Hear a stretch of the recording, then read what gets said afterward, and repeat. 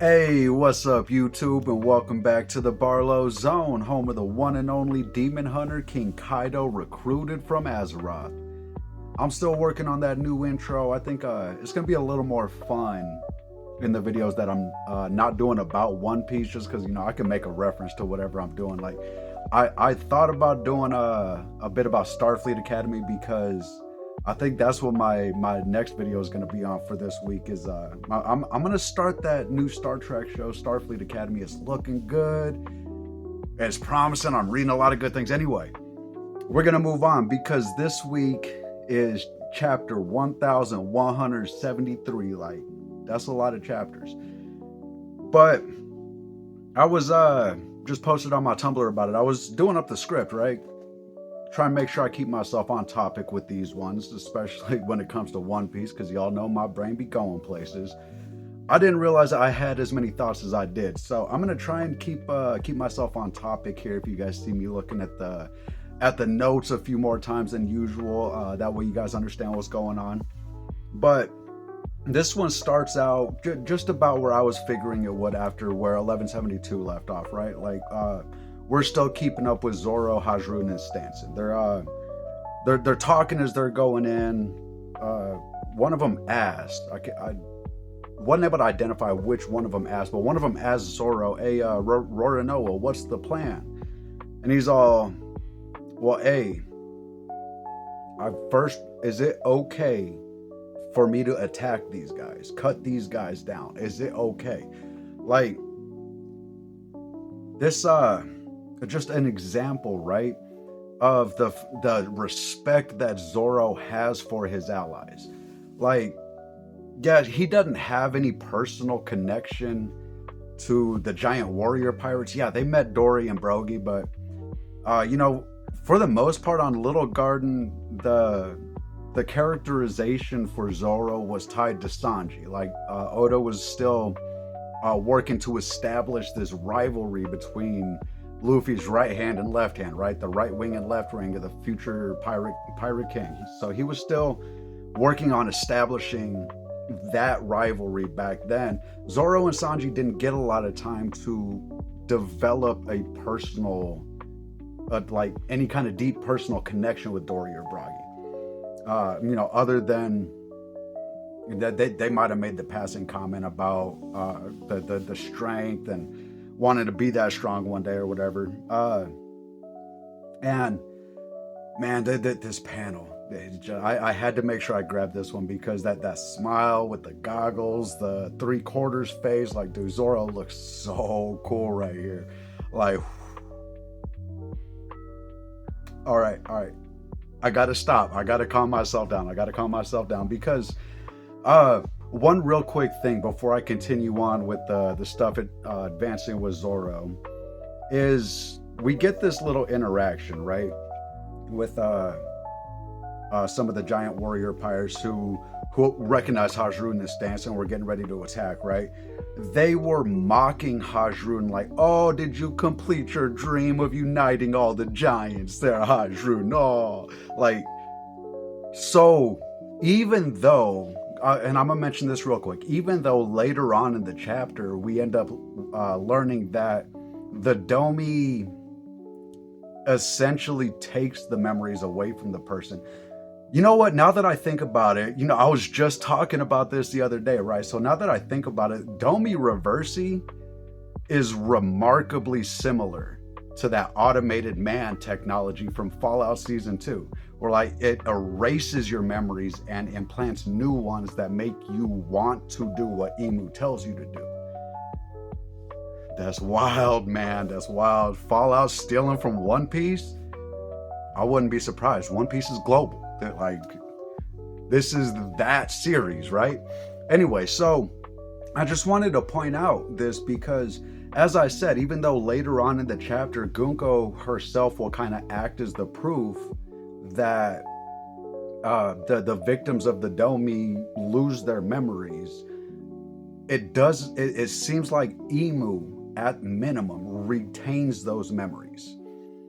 Or, you know what, it might not be as much of the automated man, like in the sense of erasing the old memories and implanting new memories. It might be more like the Pontifex from Sword Art Online Alicization, where like something's insert. Like, I don't know if you guys ever saw that, but in SAO, what would happen is the Pontifex would insert a gem that kind of locked off your old memories and made you think that you had been born an angel under their guidance and direction from the beginning. Like that was wild. So One Piece with Emu's powers, we could be looking at One Piece borrowing from SAO. That being said, One Piece has been around a lot longer. I don't think as much of the story is as improvised as people make it out to be. So I wouldn't be surprised if it was, somebody working on SAO happened to have been a former editor or something with One Piece, and or know somebody that had been in that position and knew a little bit, so they're like, I'm gonna borrow this idea. Nobody knows it's gonna be connected to One Piece. But when it comes out on One Piece later on, like, maybe people will think One Piece stole from me. Maybe some people will realize I borrowed from One Piece, whatever it may be, right? But examples of this do exist in varying forms, right? I'm sure, honestly, it probably goes back before SAO. I'm just be honest. But I do want to, we're going to go ahead and move on, because that was just a real quick thought. I thought it was interesting that Emu retains these memories, right? But real quick before actually, I guess I do got a few more notes about the Zoro stuff. Hajrun and Stanson identify what they believe to be Zoro's plan. Because remember what I said at the beginning, Zoro never actually says what his plan is, right? He's just, when he's asked, he's like, hey, is it okay for me to kill these guys? Like, let me know, brothers. If you guys would rather, I'll Rurouni Kenshin this, flip my swords around, and I'll just whack them, blunt force trauma, take them down. They're all, luckily, Hajrun and Stanson, they had their heads on enough. They're all, nah, you know what? I think they're cooked. We got to put them down, but do it with respect, fam. Like, let these people retain their honor in their last moments, right? The problem is they identify that Zoro's plan is to attack from the top, which Zoro has some really strong area of effect attacks, right? Like, yeah, he could probably take out a bunch of them. Maybe not, Dory and Bragi and some of their higher ranking commanders or whatever, but he can get out, an attack that'll take out the vast majority of the people in that area. But that's the problem. When you're attacking from the top, gravity eventually takes hold and you fall, meaning you have to land. To my knowledge, Zoro never learned the airwalk technique that Sanji uses. I mean, it's possible. Even if he didn't directly learn it back then, watching Sanji use it so often, it's possible. I admit, like I said in my Fallout video, I'm man enough to admit when there's a potential hole in my theory. So it's possible that Zoro does know how to use the airwalk, right? I'm not going to count on that because it hasn't been established. So after the attack goes out, Zoro still has to come down. Now, why is that a problem? Because these are Domi Reversi giants. We've already seen that this power, this effect that, turns them into the demon form, right? The Domi Reversi also gives them incredible regenerative abilities.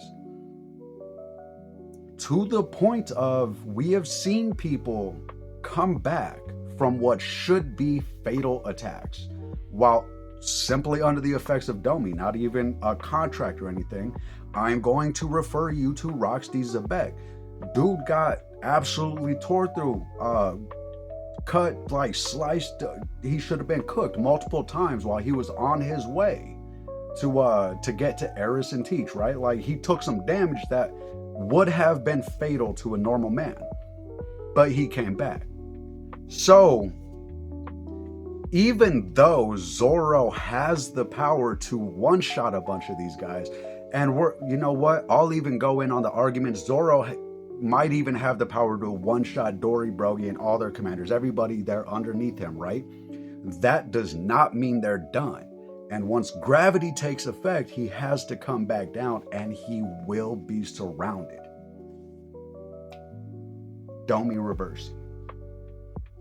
But this isn't a bad thing. Sorry, that got really loud there, guys. This isn't a bad thing because, like I pointed out in my last video on the 1172 reaction, I think that's the plan. I 100% at this moment believe that Zoro's plan is to get himself Domi reversing. But you can't do it in a way that makes it obvious that you want that power, right? You have to set up a battlefield that doesn't allow your opponent the opportunity to see what your plan is right away. And I'm gonna say it.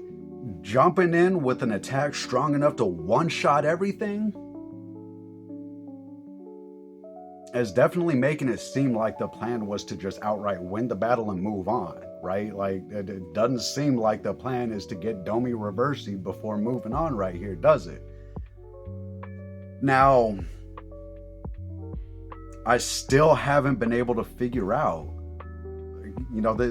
or theorize any possible legitimate outcome, right? Like that, I haven't been able to put my thumb down on one idea of what would happen if you Domi reverse the demon. Because as I pointed out in that video, Zoro is already heavily tied to the idea of demonic power in this story. So, is Domi reversing gonna turn him into a Nika-like figure, potentially? Like Zoro Gear 5th? Or is Domi reversing gonna turn him into potentially an unstoppable, like Nika-level demon? I can't figure this out. I would really like your guys' input. Let me know in the comments. As always, you guys can reach out to me on my socials and or my Discord. All will be linked in the comments like I used to. Moving on, though, I don't want to spend too much time on this. We're already looking at about 12 minutes. Zoro does bust out a new technique here. 3-sword style crossing of the 6 paths. Now, this seems really cool because as much as Zoro is tied to this idea of demonic power, right? Zoro is also tied to the idea of Buddhism. Oh my God. It's a balancing act. Wait, is that it with Chopper too then? Is that going to be his final power up? A balancing act between the two? Human and animal, human and demon. Oh, okay. I'm sorry. That was wild. That's not why I brought it up. So, crossing of the 6 paths itself seems to be a reference to the samsara from Buddhism, which is the idea of the 6 realms of rebirth. Everything from Diva being, godhood to hell. I can't remember what the word was. It's not called hell, but a similar idea to hell, right? And every step in between, because there are 6 different options depending on your karma of how you get reborn in Buddhism. So just once again, another attack that is connecting Zoro to the idea of Buddhism. And on that, you know what? We've already got the confirmation that these 2 ideas are connected within Zoro because of Ashura. I don't know why. I always have trouble saying that word. Ashura is the second. It's the right under Diva or Godhood. It's demigod and the 6 paths. So just real cool. Once again, sticking to the ideas. Like, great writers understand you've established who your characters are. Don't deviate from that. And finding new ways to continue to drive that power up while remaining true to who your character is just always beautiful. Gotta give Oda props where props are due on that one. Real quick before we move on from Zoro, I do just want to finish it off by talking about the panic that appears to be on Zoro's face after the attack. Okay, so I don't think I grabbed screenshots of all of it. I'm gonna go ahead and try and describe a real quick sequence of events. Zoro jumps off Hajrun's shoulder, bounces off of one of the Domi giant warrior pirates, they identify, oh, he's attacking from the top, and he's three sword style crossing of the six pass. Like it shows a panel of him taking out a bunch of them, right? But then there's a follow-up panel where he's still coming down. He's all Dory, Broggy, and like there's pain on his face while he's going into attack. You can still see that he's questioning himself, which is kind of cool, because in this moment you have to realize that Zoro will not be able to use his Conqueror's Haki because he's questioning himself. Is this the right idea? The will of a conqueror is an unwavering faith and belief in your decisions. So with Zoro, showing this pain, this moment of questioning, we don't actually see Zoro land an attack on Dory and Broggy. What we see is Dory and Broggy in the attempt to attack Zoro, right? Sorry, y'all didn't see that. In the attempt to attack Zoro, right?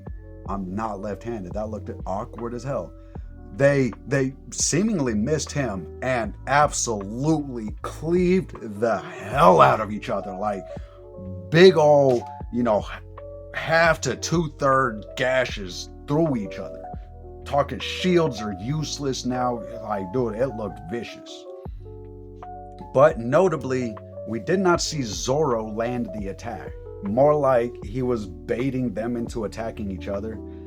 But that calls back into question what I pointed out with the problem with this plan. You have to land. And unless you can be certain that the Domies are killed before you land, let's see if Imu's smart enough to suss out what Zoro's plan here and if it's going to work out for him. Anyway, let's move along to the rest of the chapter. I'll be honest, half my notes were just on the Zoro stuff. Like 2/3 of the chapter was everything else. I'm about to blitz through real quick here because we get some pretty cool lore, I guess, right? Some information that we didn't have before. We already knew that there seemed to be a connection between Brook and Gunko, right? I'll make note, this chapter seems to confirm that this is not a reunion that Brook seems to be happy with. Like, dude, even outright says, man, this was a face I was hoping to never have to think of again in my life. What are you doing here?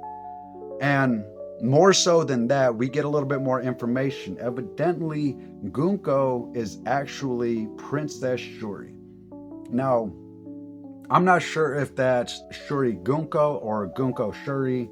The name Gunko does appear to be directly tied to her. So I'm guessing that's the given name, with Shuri being the family name. So it should be the first one, Princess Shuri Gunko. But notably, Brook identifies that if she was still alive, she should be 80 years old at least at this point, right? Like, this kid basically that we're seeing is not what Shuri should look like.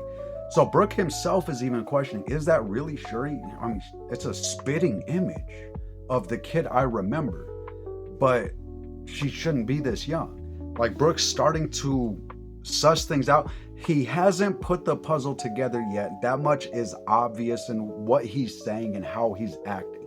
He doesn't understand Imu's existence. He doesn't understand Imu's powers. He doesn't know what happened to the girl he remembers.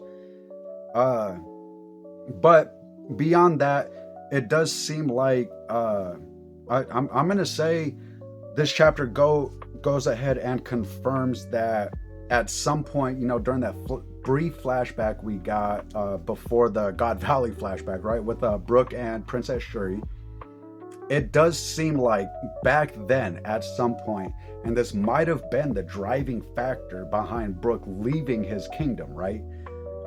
It seems like back then Gunko was domied by Imu, because Brook refers to Gunko as his patricidal princess. That means she killed her father.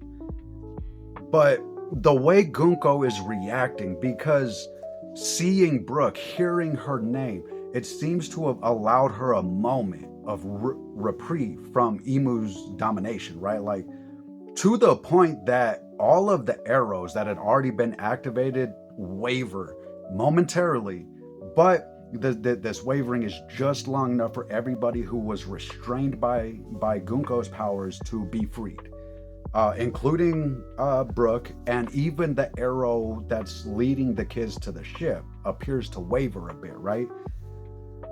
So this is like, okay, so Gunko, because she met somebody from before the Domi, right? Somebody she was personally connected to, it seems to have given her a minute. And in that moment, she not only began to release the restraints of her power, but also told Brooke, hey, Brooke, you need to run, fam. I am. And then Imu took over again. I'll note, it does appear like Gunko is severely punished for, going against the wishes of Imu in this moment. But a little bit of light.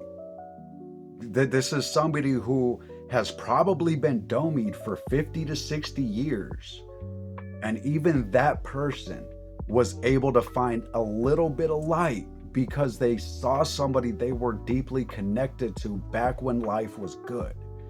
So, while Oda is presenting this power as something that is insane and has to be overcome somehow, he is making sure to sow the seeds of hope for us, the seeds of light, the seeds of, it's not all on Luffy's back. His crew, his friends, his family, these people will still have a role to play to help Luffy overcome this power in the end. It's not all on Nika's shoulders. So, I just thought that was really cool. All the arrows temporarily weakened. Oh, okay. So right before the end, leading up to the last couple chapters, we get some interaction between Colin and Summers, right? They're talking about Gabon. Summers identifies that Colin is Gabon's son.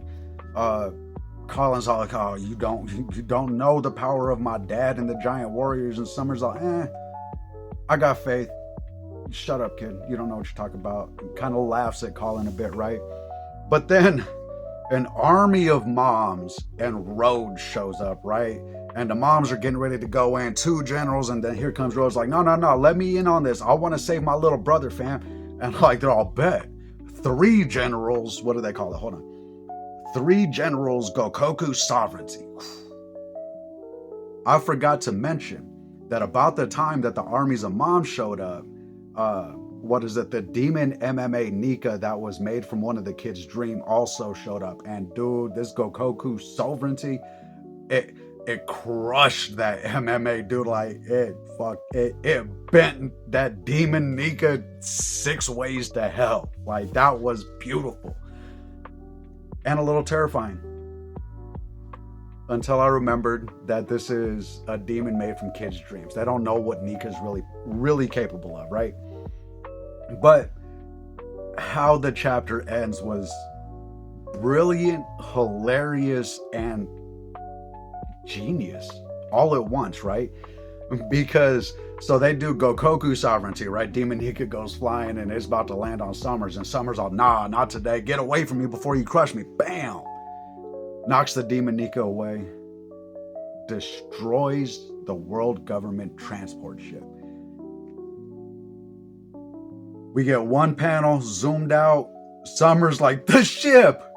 And then that hella close up, right? We're talking about like all the way in there. You got the heavy shading. The eyes are all dark as hell. And Summers just, oh shit. Got a little bit of snot coming out. Like, he knows his fate is sealed. Dude is a dead man walking, and he 100% understands that. There's almost certainly no way he comes out of this mission, even if he manages to find a way to transport all these kids, which they don't have a way of doing anymore. Even if he finds a way to transport them all after, taking them all captive and getting them back, dude, you still made the mission unnecessarily complicated at a time where the Holy Land is under siege, on fire, and under attack. Like, we needed y'all here back here ASAP. We didn't need you making the mission harder and still, squeaking it out at the end, cooked like Saturn. So, to everybody who's been waiting for Summers' moment of truth. What's the word I'm looking for? I'm blanking. Like my brain's geeked out on this because it's coming. I Whether it happens at the hand of a Straw Hat, whether it happens at the hand of Gabon, whether it happens at the hand of Colin, whether it happens at the hand of Emu, the final panel, Summers realizes he is a dead man walking in this moment. So, as always, though, friends, I'd love to know what you guys think. How are you feeling about my theory that Zoro is intending to get himself domied on purpose in this fight? What's your counter theory? What do you think that Zoro's actual plan is, right? Do you think his plan was to actually just come out and like try and hit a one-shot on everybody? Let me know in the comments. As always, if a YouTube comment isn't enough, feel free to reach out on either of my socials, X or Tumblr, or hit me up on the Discord community, the Barlow Zone. Links to all will be in the comments below. I hope everybody has a beautiful day. Much love, friends.